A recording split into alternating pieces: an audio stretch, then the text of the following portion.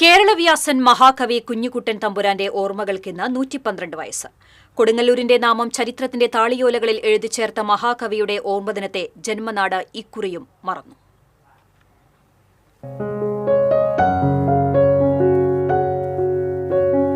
വേദവ്യാസൻ 1095 ദിവസങ്ങൾ കൊണ്ട് രചിച്ച മഹാഭാരതം 874 ദിവസങ്ങൾ കൊണ്ട് വൃത്താനുവൃത്തം മലയാളത്തിലേക്ക് വിവർത്തനം ചെയ്താണ് കുഞ്ഞിക്കുട്ടൻ തമ്പുരാൻ ലോകത്തെ അമ്പരിപ്പിച്ചത്.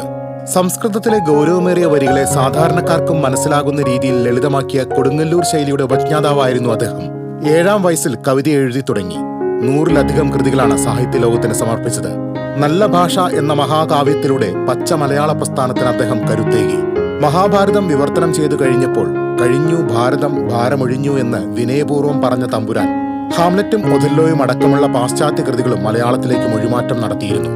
1914 ജനുവരി 22-ന് മലയാളത്തിന്റെ ആ മഹാപ്രതിഭ വിടവാങ്ങിയെങ്കിലും അദ്ദേഹം കോറിയിട്ട അക്ഷരങ്ങൾ മലയാള ഭാഷ ഉള്ളിടത്തോളം കാലം മങ്ങാതെ നിലനിൽക്കും. TCV news, Kodungallur.